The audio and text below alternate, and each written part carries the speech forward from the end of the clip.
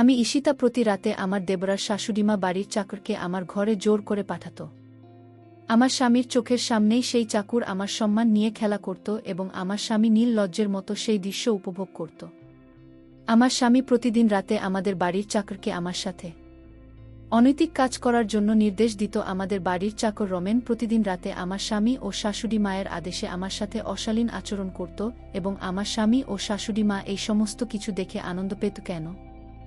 আমার স্বামী ও শাশুড়ি মা আমার সাথে এমন কষ্টদায়ক ও আপত্তিকর ব্যবহার করত। সেই কারণ শুনলে আপনাদেরও পায়ের তলার মাটি সরে যাবে। আমার অনুভূতি ও আবেগকে তারা অবজ্ঞা করত। আমার স্বামী এবং শাশুড়ি মা আমার সঙ্গে অত্যন্ত রূঢ় অভদ্র আচরণ করত। তাই আমার অনুরোধ বন্ধুরা, গল্পটি শুরু থেকে শেষ পর্যন্ত শুনুন।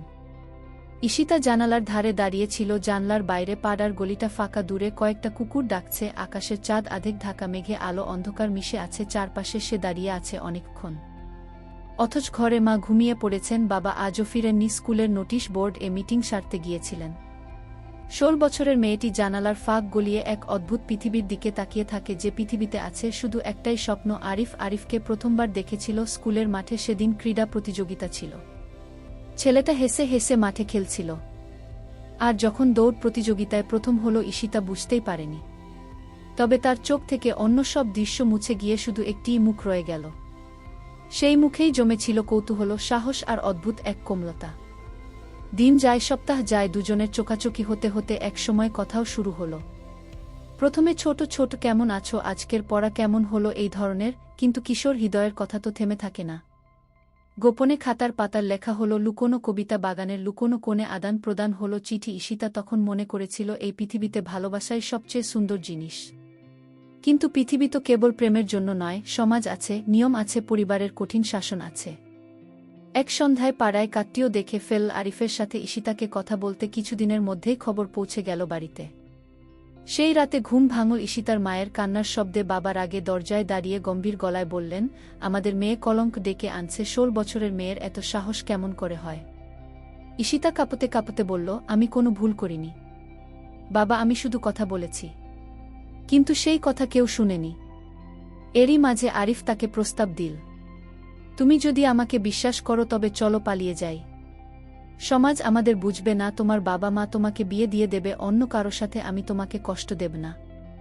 আমি সারা জীবন তোমার হাত ধরে থাকব। ঈশিতার চোখে তখন শুধু স্বপ্ন। 16 বছরের সরল মন বুঝতে পারেনি এই পথে কেমন ঝড় আছে। এক গভীর রাতে যখন চারিদিকে সবার ঘুম নেমে এসেছে, ঈশিতা চুপচাপ বেরিয়ে এল ঘর থেকে। আঁচল ভিজে উঠল অশ্রুতে। তবুও তার মনে হচ্ছিল এটাই মুক্তি। দরজার ওপাশে দাঁড়িয়ে আছে আরিফ, হাত বাড়িয়ে দিল ঈশিতা। সেই হাত ধরে মনে হলো এটাই হয়তো সত্যিকারের জীবন। কয়েকদিন তারা লুকিয়ে রইল এক দূরের গ্রামে, ছোট ঘরে আশ্রয়, একসাথে চুলার পাশে বসে ভাত খাওয়া। সব কিছুতেই ঈশিতা খুঁজে পাচ্ছিল নতুন বছরের সুখ, কিন্তু সুখ বেশি দিন টেকেনি। সমাজ চুপ করে থাকে না, আত্মীয় স্বজন, পুলিশ, বাবার মরিয়া খোঁজাখুঁজি, সব মিলিয়ে অবশেষে তাদের খুঁজে পাওয়া গেল। ঈশিতাকে ফিরিয়ে আনা হলো বাড়িতে। আরিফকে দূরে ঠেলে দেওয়া হলো, তার নাম উচ্চারণও নিষিদ্ধ করা হলো ঘরে। বাবা কোনো দিনের মতো কঠিন গলায় বললেন, এই মেয়েকে আমরা আর ঘরে রাখতে পারব না। সমাজের কাছে আমরা কি জবাব দেব? এখনই বিয়ে দিতে হবে। ঈশিতার কণ্ঠ শুকিয়ে গিয়েছিল, কাঁদতেও পারছিল না। শুধু মনে হচ্ছিল তার বুকের ভেতর সবকিছু ভেঙে চুরমার হয়ে গেছে। কয়েক সপ্তাহের মধ্যেই তার বিয়ে হয়ে গেল রাশেদ নামের এক ব্যবসায়ী পরিবার। বিলের সাথে প্রথম দিকে রাশেদ ভদ্র আচরণ করল, মাও বেশ যত্ন নিলেন। ঈশিতা ভাবল হয়তো সবকিছু আবার নতুনভাবে শুরু করা যাবে। কিন্তু দিন যত যাচ্ছিল, মুখোশ তত খুলে যাচ্ছিল। রাশেদের মা একদিন খেতে বসে বললেন, তোর বাপ তো কিছু দিল না, এভাবে সংসার চলে? টাকা আনতে বল। ঈশিতা হতভম্ব হয়ে রইল। সে কিছু বলার সাহস পেল না। কিন্তু এরপর থেকে প্রতিদিন প্রতি মুহূর্তে যৌতুকের প্রথা উঠতে লাগল। কখনো আসবাবপত্র, কখনো নগদ টাকা, কখনো জমি। রাশেদও পাল্টে গেল। প্রথমে কথা শোনানো, তারপর গালি গালাজ, শেষে হাত তোলা। ঈশিতা প্রতিদিন সহ্য করত। হয়তো মনে মনে ভেবেছিল একদিন সব ঠিক হয়ে যাবে। কিন্তু ঠিক হয়নি। বরং একদিন রাশেদ নির্দয়ভাবে নির্যাতন করল। পরদিন সকালে ঈশিতা আয়নার সামনে দাঁড়িয়ে নিজের ক্ষতবিক্ষত মুখ দেখে বলল, এভাবে বাঁচা যায় না। যদি মরতেই হয় লড়াই করি, মরব। তখনই সে সিদ্ধান্ত নিল। ঈশিতা ভোরবেলা রান্নাঘরে কাজ করছিল। গরম ভাপ ওঠা ভাতের হাঁড়ি নামাতে গিয়ে হাতটা হালকা ছ্যাঁকা খেল, ব্যথায় মুখটা বিকৃত হয়ে গেলেও সে কোনো শব্দ করল না।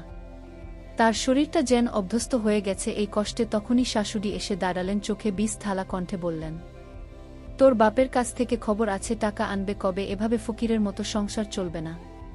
ঈশিতা ধীরে বলল, আমার বাবা শিক্ষক মানুষ, তার সাধ্য নেই এত টাকা আনার। শাশুড়ির মুখ অন্ধকার হয়ে গেল। চুলার পাশে রাখা কাঠের খুন্তি দিয়ে টেবিলে আঘাত করে উঠলেন, তো সাহস তো কম না, বাপ কিছু দিতে পারবে না জেনেও ঘরে ঢুকেছিস, আজ তোকে শিখিয়ে দেব। সেদিন প্রথমবার ঈশিতা সরাসরি প্রতিবাদ করল না, তবে তার মনে হল এভাবে আর কতদিন সহ্য করা সম্ভব। রাশিদ প্রতিদিন যেন নতুন করে রূপ পাল্টে যাচ্ছিল। আগের ভদ্রতা উধাও হয়ে গেছে। রাতে ফিরে এসে হয়তো বলতো, তোর বাপকে বলে দে টাকা না আনলে তোকে আর ঘরে রাখব না। ঈশিতা কোনো উত্তর দিত না, কিন্তু তার ভেতরকার ক্ষোভ জমতে থাকল। একদিন দুপুরের শাশুড়ি ও দেবর মিলে তাকে ঘরের ভেতর আটকাল। দেবর হেসে বলল, ভাবি, তোমার বাপিকে টাকার জন্য চাপে ফেলতে হলে তোমাকে একটু শিক্ষা দিতে হবে। চোখের লো বা অশ্লীলতার আগুন। ঈশিতা ভয়ে পিছিয়ে গেল, চিৎকার করতে চেয়েছিল কিন্তু গলা শুকিয়ে গিয়েছিল। তখনই চাকুরটাও ভেতরে ঢুকল। শাশুড়ি ঠান্ডা গলায় বলল, এই মেয়েটাকে এমন শিক্ষা দিয়ে যেন বাপ টাকা না দিয়ে থাকতে না পারে। ঈশিতা কাঁপতে কাঁপতে মেঝেতে বসে পড়ল। মনে হলো পৃথিবী যেন থেমে গেছে। সেদিন তাকে স্পর্শ করার আগেই প্রতিবেশীর ডাকে শাশুড়ি ঘর থেকে বেরিয়ে গেলেন। ঈশিতা বেঁচে গেল, কিন্তু ভিতরটা হিম হয়ে রইল। সে বুঝল আরেকদিন সুযোগ এলে তারা থামবে না। সেই রাতেই সে সিদ্ধান্ত নিল, পালাতে হবে। কিন্তু শুধু পালিয়ে বাঁচলে হবে না, নিজের সম্মান বাঁচাতে হলে সত্যি কথা সবাইকে জানাতেই হবে। পরদিন দুপুরে যখন সবাই বাইরে কাজে ব্যস্ত, ঈশিতা ধীরে ধীরে ঘর থেকে বেরিয়ে গেল। হাতে কোনো ব্যাগ নেই, স্যান্ডেলও নেই। পায়ে দীর্ঘ রাস্তায় হেঁটে পৌঁছে গেল থানায়। পুলিশের সামনে গিয়ে দাঁড়াতে শরীর কাঁপছিল। ডিউটিতে রত অফিসার করাগলে জিজ্ঞেস করল, কি হয়েছে, কিসের অভিযোগ করতে এসেছ? ঈশিতা প্রথমে কথা বলতে পারছিল না, চোখে জল চলে এলো একটু পরে। গলায় বলল, আমি নির্যাতনের শিকার। 16 বছর বয়সে জোর করে বিয়ে দিয়েছে আমাকে আমার স্বামী আর তার পরিবার। প্রতিদিন মারধর করে, যৌতুকের জন্য টাকার দাবি করে তারা আমাকে চাকরের কাছে তুলে দেওয়ার হুমকি দিয়েছে। আমি বাঁচতে চাই, আমাকে সাহায্য করুন। থানার ভেতর এক মুহূর্ত নীরবতা নেমে এল। কেউ বিশ্বাস করতে পারছিল না, এত অল্প বয়সী এক মেয়ে এত দৃঢ় গলায় কথা বলছে। এক নারী পুলিশ অফিসার এসে তাকে বসালেন, পানি দিলেন, তারপর অভিযোগ লিখে নিলেন। কয়েক ঘন্টার মধ্যে পুলিশ গিয়ে রাশেদ, তার মা আর ভাইকে থানায় ধরে নিয়ে এল। সংবাদটা আগুনের মতো ছড়িয়ে পড়ল গ্রামে। সবাই বলাবলি করতে লাগল, ঈশিতা সাহসী হয়েছে, মেয়েটা ভাঙেনি। অথচ এই একই মানুষ কিছুদিন আগে বলেছিল ঈশিতা কলঙ্ক ডেকে এনেছে, প্রেমিকের সাথে পালিয়েছে। কয়েকদিনের মধ্যেই ঈশিতার বাবা মাও খবর পেয়ে থানায় এলেন। মেয়েকে দেখে বাবার চোখে জল এল, বুক কাঁপছিল। মা ছুটে গিয়ে তাকে বুকে জড়িয়ে ধরে কাঁদলেন, মা, আমরা ভুল করেছি, তোকে বুঝতে পারিনি। ঈশিতা চোখ মুছে বলল, আমি শুধু বাঁচতে চেয়েছিলাম মা, আর কিছু চাইনি। বাবা মাথা নিচু করে দাঁড়িয়ে রইলেন। হয়তো প্রথমবার তিনি সত্যিকারের অপরাধবোধ অনুভব করলেন। কোর্ট কেস শুরু হলো। আদালতে ঈশিতা নির্দ্বিধায় দাঁড়িয়ে সব বলল। তার গলায় ভয় ছিল না, কাঁপন ছিল না। আমার জীবনে যা হয়েছে আর কোনো মেয়ের জীবনে যেন না হয়, আমি চাই বিচার। শেষ পর্যন্ত রাশেদার তার পরিবার সাজা পেল। যৌতুক নির্যাতনের দায়ে কয়েক বছরের কারাদণ্ড হল তাদের। ঈশিতা মুক্তি পেল, কিন্তু মুক্তি কি শান্তি আনে? সমাজের চোখ এখনও তীক্ষ্ণ। অনেকে পেছনে বলে, ও তো পালিয়েছিল, প্রেমিকের সাথে আবার কোর্ট কেস করেছে। তবে এবার ঈশিতা আর ভেঙে পড়ল না। সে জানত সমাজকে খুশি করা যায় না, শুধু নিজের মর্যাদা ধরে রাখা যায়। কোর্টে সেই দিনটা যেন ঈশিতার জীবনের মোড় ঘুরিয়ে দিল। আদালত থেকে বেরিয়ে আসার সময় লোকজন নানা কথা বলছিল। কেউ প্রশংসা করছিল, কেউ আবার তাচ্ছিল্য ভরে তাকাচ্ছিল। কিন্তু ঈশিতার চোখে তখন অন্য এক আলো। সে জানত আজ থেকে সে আর কারো করুণাপ্রার্থী নয়। বাবা মা তাকে নিয়ে আবার বাড়ি ফিরলেন। ঘরে ঢুকতেই মা কাঁদতে কাঁদতে বললেন, মা, তুই অনেক কষ্ট পেয়েছিস, তোর জীবনের সব দুঃখ আমরাই বাড়িয়ে দিয়েছি। ঈশিতা মায়ের হাত ধরে শান্ত গলায় বলল, আর কাঁদবেন না মা, আমি বাঁচতে শিখে গেছি, এখন যাই, অন্য মেয়েরাও যেন বাঁচুক। গ্রামে ফেরার পর অবশ্য সব সহজ ছিল না। প্রতিবেশীরা ফিসফিস করত, পেছনে কুটু কথা বলত, কারোর কারোর চোখে সহানুভূতি ছিল, কিন্তু বেশিরভাগই ছিল নিন্দা। মেয়েটা কলঙ্ক এনেছে, প্রেমিকের সাথে পালিয়েছে, আবার আদালতে মামলা করেছে। কিন্তু ঈশিতা এইসব কথায় কান দিত না। সে বুঝে গিয়েছিল মানুষ চিরকালই বলবে, আর সেই কথায় নিজের জীবন ভাঙা যায় না। কিছুদিন পর একদিন গ্রামে এল একটা না-গো টিম। মেয়েদের শিক্ষা আর নির্যাতনের বিরুদ্ধে কাজ করে স্থানীয় স্কুল-এ তারা এক অনুষ্ঠান আয়োজন করল। ঈশিতাকে বিশেষভাবে আমন্ত্রণ জানানো হলো তার অভিজ্ঞতা শোনানোর জন্য। মঞ্চে উঠে প্রথমে সে কাঁপছিল, শত শত মানুষ তাকিয়ে আছে তার দিকে। কিন্তু যখন কথা বলা শুরু করল তার কণ্ঠ দৃঢ় হয়ে উঠল। আমি জানি অনেকেই আমাকে ভুল বোঝেন। আমি প্রেমিকের হাত ধরে পালিয়েছিলাম। সেটা আমার সরলতার ভুল ছিল। কিন্তু তারপর যা ঘটেছে তা শুধু আমার দোষ নয়, এটাই সমাজের নিষ্ঠুরতার ফল। যৌতুকের জন্য একজন মেয়েকে অপমান করা হয়, তার সম্মানকে লাঞ্ছিত করা হয়। আমি চাই আর কোনো মেয়েকে যেন আমার মতো জীবন কাটাতে না হয়। হলো ঘর নীরব হয়ে গিয়েছিল, কেউ চোখ মুছছিল, কেউ মাথা নেড়ে সমর্থন জানাচ্ছিল। সেই দিনের পর থেকে ঈশিতার জীবন বদলে গেল। এনজিও তাকে দলে টেনে নিল। সে এখন গ্রামে গ্রামে ঘুরে মেয়েদের সাথে কথা বলে, নির্যাতনের শিকারদের পাশে দাঁড়ায়, আইন জানাতে সাহায্য করে। যে মেয়েটি একদিন নিজের জীবন শেষ করার কথা ভেবেছিল, সেই মেয়েটি আজ আশার আলো হয়ে উঠেছে অগণিত নারীর কাছে। একদিন এনজিওর এক অনুষ্ঠানে ঈশিতা শহরে গেল। সেখানে গিয়ে দেখল তারই বয়সে অনেক মেয়ে স্বপ্ন নিয়ে পড়াশোনা করছে। কেউ ডাক্তার হতে চায়, কেউ শিক্ষক, কেউ আবার লেখক। ঈশিতার বুকটা কেঁপে উঠল। সে ভাবল যদি তার জীবনও এমন হতো, তবে সে আফসোসে ডুবে গেল না। নিজেকে বলল, আমার স্বপ্ন হয়তো অন্যরকম।